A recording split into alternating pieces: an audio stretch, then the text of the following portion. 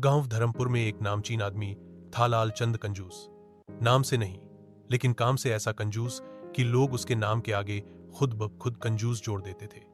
गांव में जब भी कोई कहता आज तो लालचंद जैसा कोई नहीं, तो सब जानते थे कि बात पैसे की हो रही है, बचाने की, खर्च करने की नहीं। बचपन से शुरू हुई कंजूसी।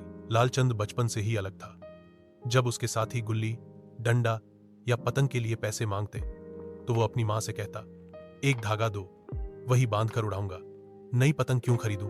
उसकी मां कभी कभी हंस देती, लेकिन धीरे धीरे उसे भी चिंता होने लगी। कई बार लालचंद को स्कूल फीस भी नहीं देनी होती थी, क्योंकि वो खुद मास्टर जी को कुछ सस्ती चीजें बेच देता, जैसे पुराना रजिस्टर, टूटी चप्पल में सुई से मरम्मत, और बदले में छुट मिल जाती। जब लालचंद जवान हुआ तो लोग सोचते थे कि अब तो इसकी कंजूसी थोड़ी कम होगी, लेकिन उल्टा, उसने तो शादी तक नहीं की। कहता, बीवी आएगी तो खर्च बढ़ेगा, पड़े गहने, दवाई, मेहंदी, सबका हिसाब कौन रखे। लोग चुटकी लेते, बीवी नहीं, लालचंद को मशीन चाहिए, पैसा कमाने वाली और खर्च ना करने वाली।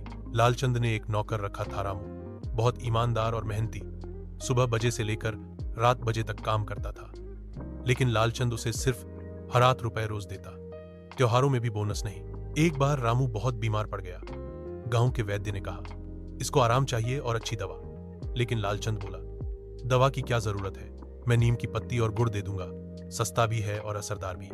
रामू ने मजबूरी में वो खाया और 2 दिन बाद फिर काम पर लग गया। धीरे धीरे लालचंद की कंजूसी गांव वालों को खटकने लगी। वो गांव के मंदिर में भी सबसे कम दान देता, लेकिन पूजा में सबसे आगे बैठता। बच्चों को मिठाई देने की बजाय कहता, फल खाओ, वही सेहत के लिए ठीक है, पर खुद मिठाई के डिब्बे ताले में रखता। डाकुओं की रात। एक रात गांव में डाकुओं ने हमला किया। सभी घरों में आग और लूटपाट मच गई। गांव वाले मिलकर एक दूसरे की मदद कर रहे थे, लेकिन लालचंद अपने घर के तहखाने में छुपा बैठा था, मटकी में भरे नोट गिनते हुए। उसने तिजोरी की चाबी भी चादर में सिल रखी थी।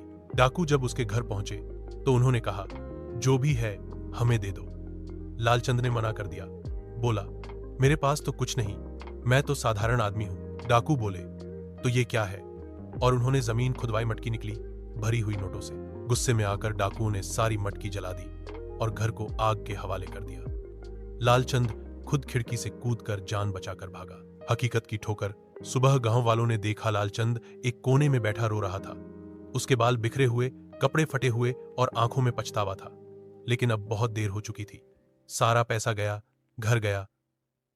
रामू पास आया और चुपचाप एक लौटा पानी उसे दिया। लालचंद ने फूट फूट कर कहा, मैंने कभी किसी की मदद नहीं की और आज मुझे कोई बचाने नहीं आया। अब लालचंद मंदिर के बाहर बैठता है। वही लोग जो कभी उसकी कंजूसी पर हंसते थे, अब कभी कभार उसे खाना दे देते हैं। वह हर आने जाने वाले को एक ही बात कहता है, बचाया हुआ पैसा एक दिन राख बन सकता है, लेकिन दिया हुआ प्यार लौटकर जरूर आता है। कंजूसी और लालच ज्यादा देर टिकते नहीं।